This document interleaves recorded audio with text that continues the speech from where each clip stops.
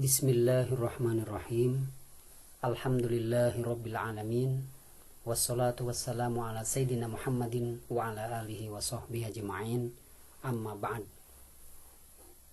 Anak-anakku sekalian, santriwan dan santriwati kelas 12 PK Madrasah Aliyah Pondok Pesantren Husnul Khotimah yang dimuliakan Allah Subhanahu wa taala.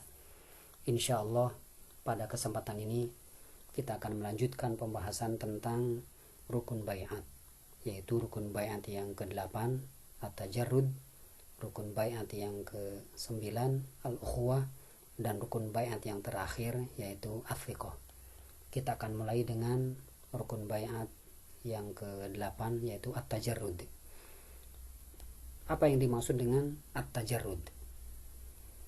Al-Imam Asy-Syahid Hasan Al-Banna mengatakan, wa uridu bit tajarrud, dan yang aku maksud dengan at-tajarrud adalah an tatakhallasa li fikratika mimma siwaha. Anda harus membersihkan fikrahmu dari selainnya, minal mabadi wal ashkhas, baik merupakan prinsip-prinsip maupun pribadi-pribadi. Kenapa harus membersihkan fikrah dari selainnya? Li'annaha asmal fikar wa ajma'uha wa a'laha. Sebab fikrah dakwah ini adalah seutama-utama, selengkap-lengkap, dan setinggi-tinggi fikrah.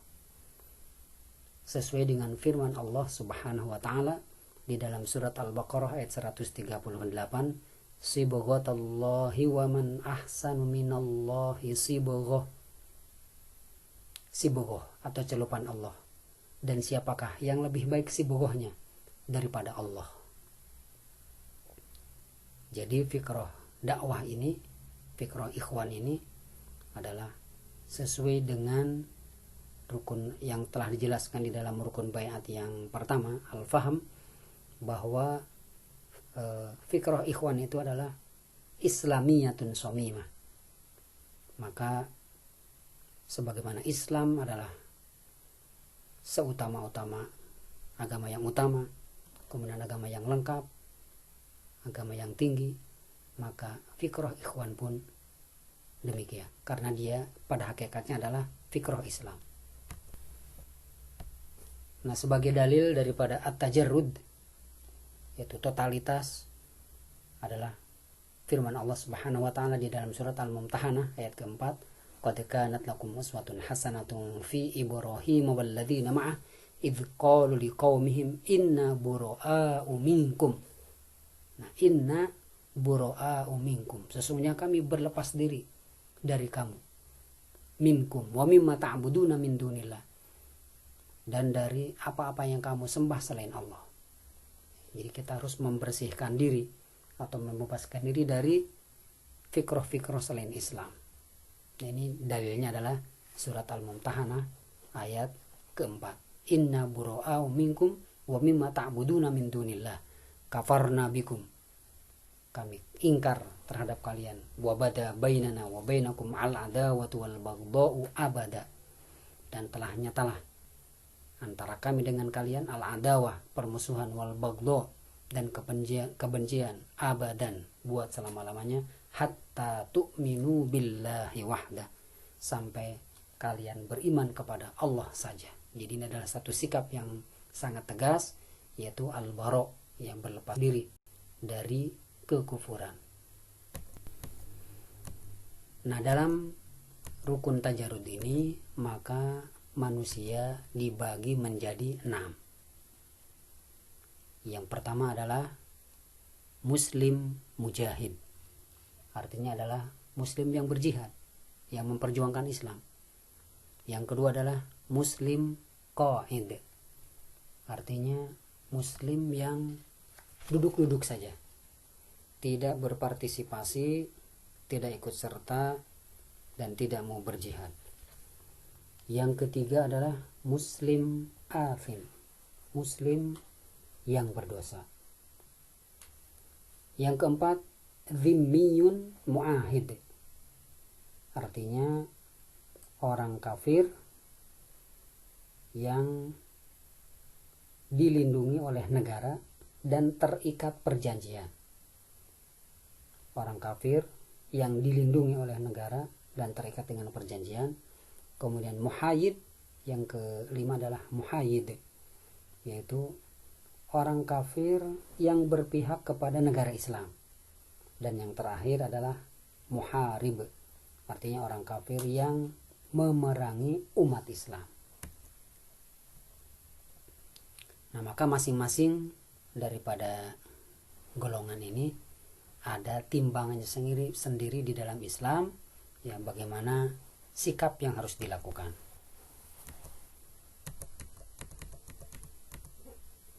Masing-masing memiliki hukum tersendiri dalam kacamata Islam. Dengan pembagian inilah maka individu maupun lembaga ditimbang. Apakah ia berhak mendapatkan al-wala, loyalitas, atau berhak mendapatkan permusuhan. Terhadap muslim mujahid, maka dia berhak untuk mendapatkan al-wala, kecintaan. Kita harus mencintai mereka dan memberikan loyalitasnya kepadanya. Sedangkan kepada muslim qa'id, muslim yang duduk-duduk saja, maka kita harus berusaha mengajak mereka, menggerakkan mereka, memberikan motivasi kepada mereka agar mereka mau bersama-sama berjuang dan berjihad. Kemudian kepada muslim yang berdosa, sikap kita adalah mengingatkannya, memberikan nasihatnya agar dia mau taat kepada Allah Subhanahu wa taala dan meninggalkan dosa-dosa. Sedangkan kepada kafir zimmi muahid, orang kafir yang mempunyai perjanjian, yang dilindungi oleh negara dan terikat dengan perjanjian, maka mereka mempunyai hak dan kewajiban seperti umat Islam. Dan kepada orang kafir yang berpihak kepada Islam, maka kita dapat bekerja sama dengan mereka atas dasar kemaslahatan. Sedangkan kepada orang kafir yang muharib atau yang memusuhi Islam, maka kita wajib memeranginya sesuai dengan syariah Allah Subhanahu wa taala. Kita lanjut ya ke rukun yang ke-9, yaitu al-ukhuwah, persaudaraan.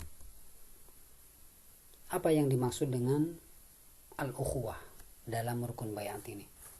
Al-Imam Asy-Syahid Hasan Al-Banna menyebutkan, wa uridu bil ukhuwah, dan yang aku maksud dengan al-ukhuwah adalah antar tabitul qulubu wal arwahu biribatil aqidah.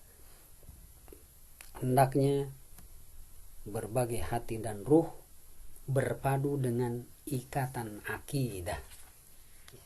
Jadi berpadunya hati dan jiwa dengan ikatan akidah, atau terikatnya hati dan jiwa dengan ikatan akidah. Wal akidah awthaqur rawabit wa aglaha. Akidah adalah ikatan yang paling kokoh dan paling mahal. Dia bisa mengalahkan ikatan nasab. Seorang manusia yang mempunyai satu nasab, tetapi ketika akidahnya berbeda, maka bisa terjadi adanya peperangan, ya. Itu menunjukkan bahwasanya al-aqidah adalah sekuat-kuatnya ikatan. Wal ukhuwatu ukhtul iman. Al-ukhuwah, persaudaraan ini adalah saudaranya keimanan. Wat tafarruq akhul kufur. Sedangkan kekufuran adalah saudaranya kekufuran. At-tafarruq, perpecahan, ya, at-tafarruq, perpecahan adalah saudaranya kekufuran. Wa awwalul quwwati quwwatul wahdah. Kemudian kekuatan yang pertama adalah kekuatan persatuan. Jadi kesatuan dan persaudaraan ini adalah merupakan sebuah kekuatan yang sangat luar biasa. Dia berada pada tingkatan pertama, ya, dari kekuatan. Wala wahdata bi ghairi hubb, dan tiada persatuan tanpa cinta. Wa aqallul hubbi salamatus sadr, Sedangkan cinta yang terkecil adalah lapang dada. Wa a'lahu martabatul ithar, dan puncaknya adalah ithar. Qala ta'ala fi kitabihil karim, wa man yuqa syuhha nafsihi fa ulaika humul muflihun. Dan siapa yang dipelihara dari kekikiran dirinya, mereka itulah orang-orang yang beruntung.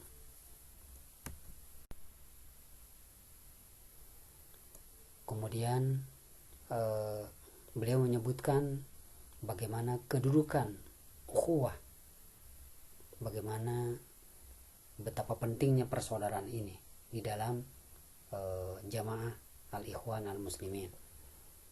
Beliau mengatakan, wal akhus shadiq yara ikhwanahu aula bi nafsihi min nafsihi. Aktivis yang tulus beranggapan bahwa saudara-saudaranya lebih berhak terhadap dirinya daripada dirinya. Kenapa demikian? Li'annahu illam yakun bihim falan yakuna bi ghairihim. Karena bila ia tidak bersama mereka, maka ia tidak dapat bersama dengan selain mereka. Wahum illam yakunu bihi kanu bi ghairi. Sementara mereka bila tidak bersamanya, maka akan bersama dengan yang lainnya. Ini menunjukkan bahwa yang membutuhkan dakwah, yang membutuhkan al-ikhwah, yang membutuhkan jamaah adalah pribadi-pribadi kita. Kitalah yang membutuhkan mereka. Kitalah yang membutuhkan saudara-saudara seiman seislam. Kitalah yang membutuhkan dakwah dan jamaah.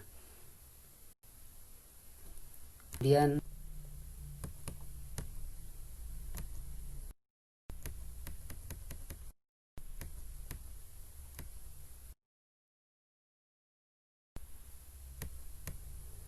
birrabitatil qalbiyah.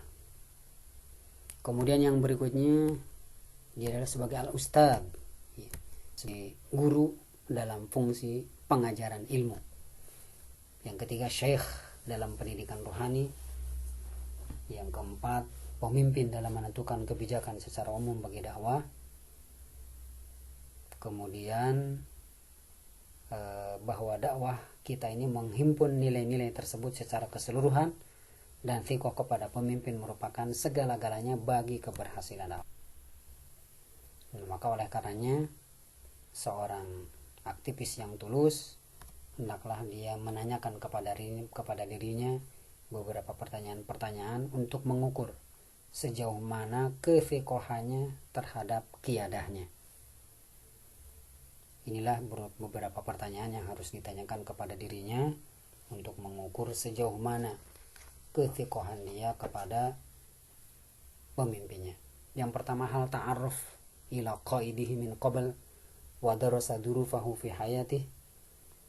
Sudahkah mengenal pemimpin dan mempelajari kondisi kehidupannya? Yang kedua, hal itma'anna ila kifayatihi wa ikhlasi. Apakah dia percaya pada kemampuan dan keikhlasannya? Hal huwa musta'idun li'tibaril awamir allati tasduru ilaihi minal qiyadah. Siapkah menganggap seluruh perintah yang diberikan pemimpin untuk dirinya? Fi ghairi maksiatin toban, tentunya bukan dalam kemaksiatan. Qati'atan la majala fiha lil jadal wala litaraddud wala lil intiqas wala litahwir ma'a ibda'in nasiha wat tambih ila shawab.